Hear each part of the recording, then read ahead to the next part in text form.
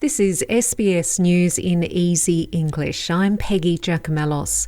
New South Wales has recorded over 1,000 new local cases of COVID-19 and 2 deaths. A woman in her 80s from Western Sydney died, and a man in his 50s from Western Sydney died at Concord Hospital.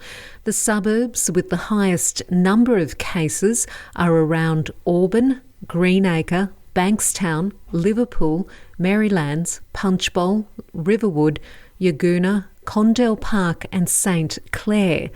New South Wales Health's Dr Jeremy McNulty says cases haven't been increasing as fast as they had been. It's really pleasing to see immunisation rates increasing so quickly. Cumberland, which has been a particular hardest hit area in Western New South Wales, has seen a rapid increase in immunisation rates in the last few weeks. And we're thinking that's probably been one of the reasons we have seen in recent days a flattening of the curve there. Queensland has recorded one new locally acquired case of COVID-19 and one case in hotel quarantine. The case is a 15-year-old female student at the St Thomas More College in Sunnybank, where 2 other students and some of their family members have also tested positive.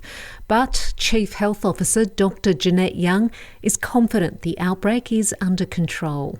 Due to the fantastic contact tracing work and the superb work done by that family, that we've managed to get this outbreak controlled so quickly. But we know that we could have another case come into Queensland at any time, so could everyone please continue to do that work and come forward and get tested. Queensland's hard border with most of New South Wales could remain in place until the state hits its vaccination targets.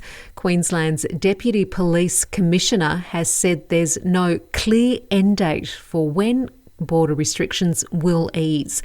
The border has been shut to New South Wales for almost 2 months due to the ongoing COVID-19 outbreak in New South Wales. And South Australia is increasing its mass vaccination program as the state records 0 local cases. Today is the first day for people in the city to get vaccinated. South Australian Health Minister Stephen Wade says this is great for city shoppers, city workers and students.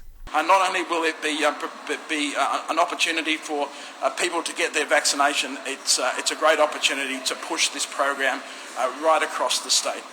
We are ramping up the mass vaccination program.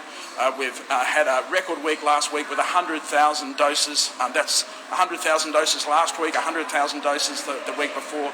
We're now at 40% full vaccination.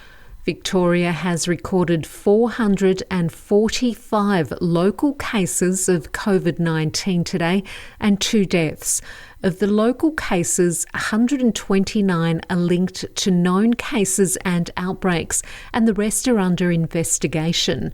89% of active cases are aged under 50. Victoria's Deputy Premier and Minister for Mental Health, James Merlino, says the state is moving closer to 70% first dose target. All flights of Afghan evacuees into the United States have been halted for another 7 days, starting on Monday, at the request of the Centers for Disease Control and Prevention. That's due to measles cases at 3 different US bases. Pentagon spokesman John Kirby says the 3 cases of measles were diagnosed among Afghans arriving at airports in Virginia and Wisconsin.